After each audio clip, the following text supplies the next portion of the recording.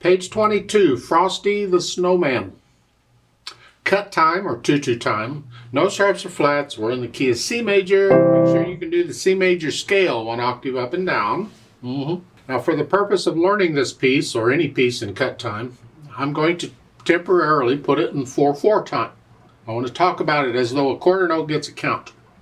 And then later on in the video I'll put it back into cut time and we'll go with it there. So I'm going to pretend that's in 4/4 time. Fingering first, just check and see what's going on here. I'm going to connect everything at first. We'll do all of this articulation junk later. So here we're here, sort of, but it's 1, 2, 3, and 4. Reach up with a little finger, 1 note, and then scrunch up, middle finger.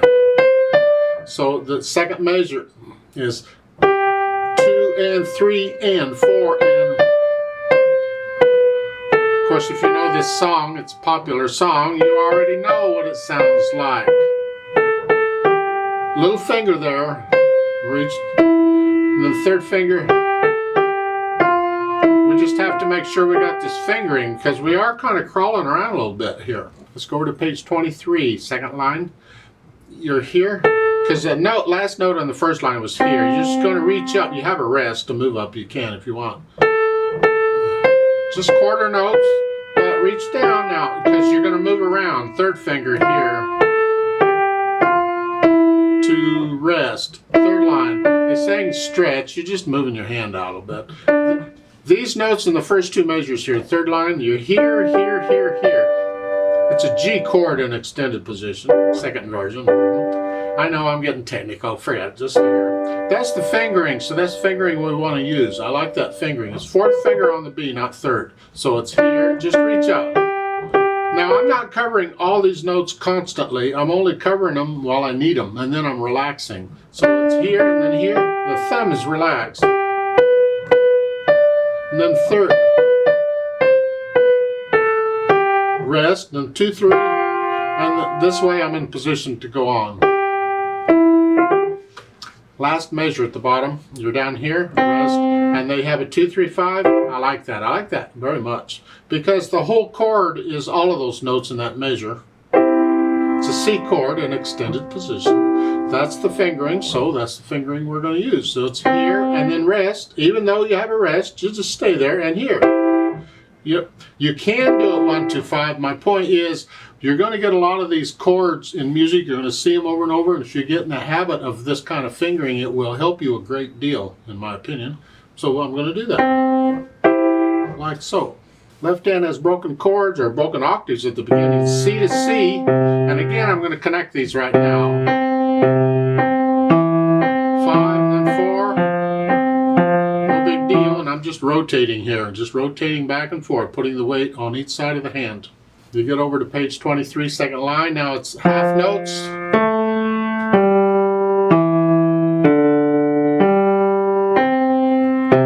Then 2, 1 here. This third line down, third measure. Second finger, because we're really going to back up to the octaves thing. Put the hands together. And I'll remind you when you go to put the hands together, it's a whole new adventure.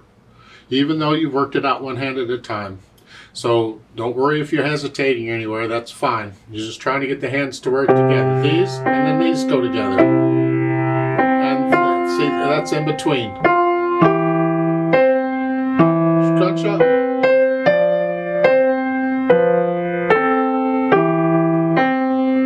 That E is by itself, you gotta rest.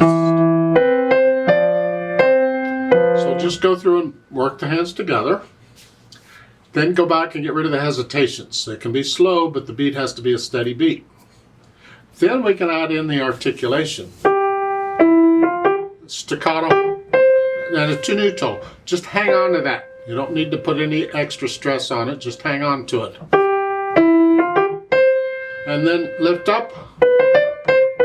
A nice light finger or wrist. I'll leave that up to you. I tend to use the finger here.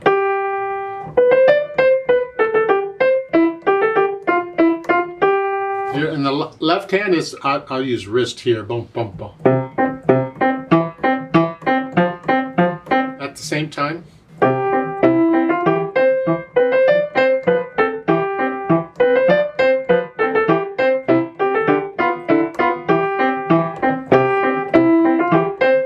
In theory, in the right hand, you could do a nice finger staccato.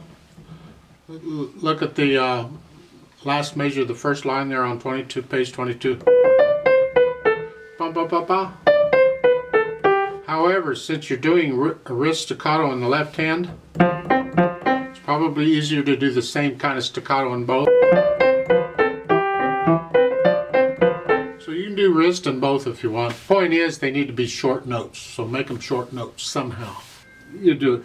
I'm going fast, but you take it slow and easy and put in the articulation. On page 23, the first line is the same staccato, bouncy stuff. And then the second line is contrast. Smooth and even legato.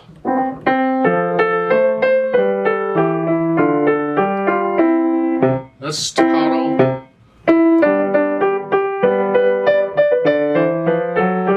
And then back to the bouncy stuff. But that contrast is important. So make sure you play that all connected there. You don't have to get softer, although I think that you're going to get a little softer.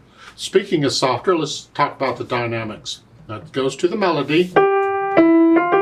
Whatever you think moderately loud is, you keep the left hand way in the background.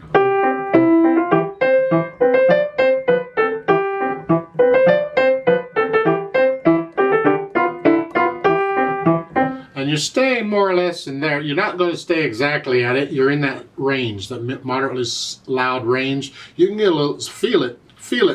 These phrases and all. Yeah. Then the last note of the first line there on page 23, you're going into the smooth. You come down a little bit. The left hand is very soft.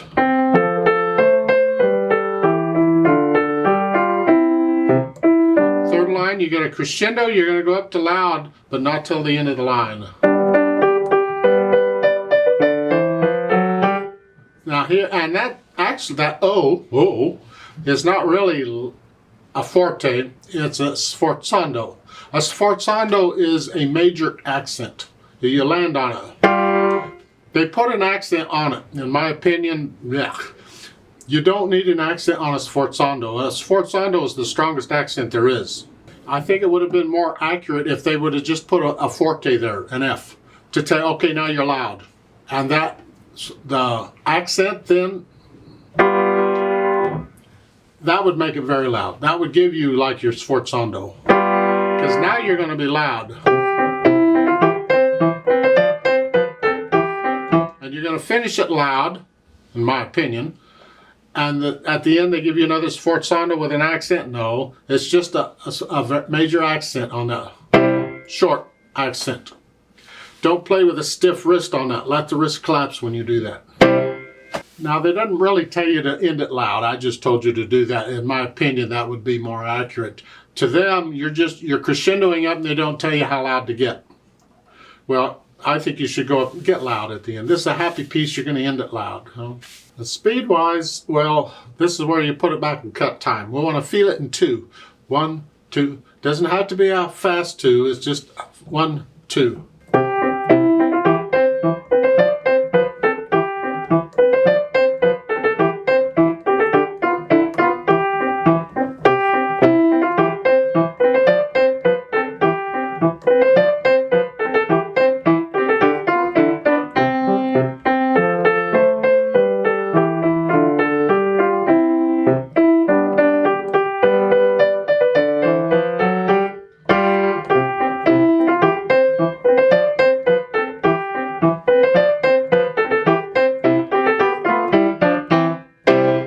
Needs to be accurate and needs to be controlled, so don't go faster than that. I'd like to play it with you very, very slowly, not doing any dynamics. I will do the staccatos and the accent and all that stuff. So I'll give us 4 counts. I want to take it in 4/4 time. So a quarter note gets a count. 1, 2, ready, go.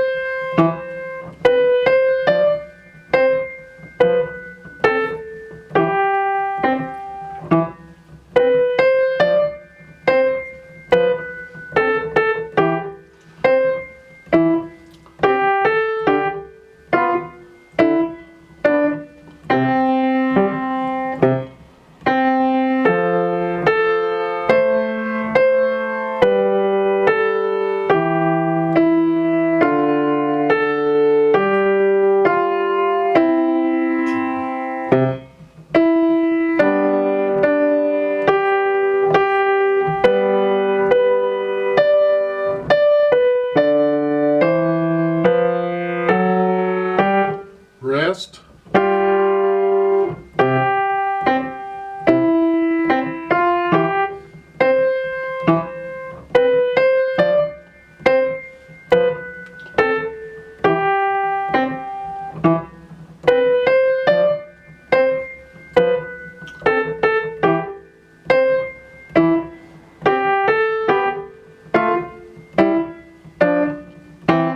Rest, rest.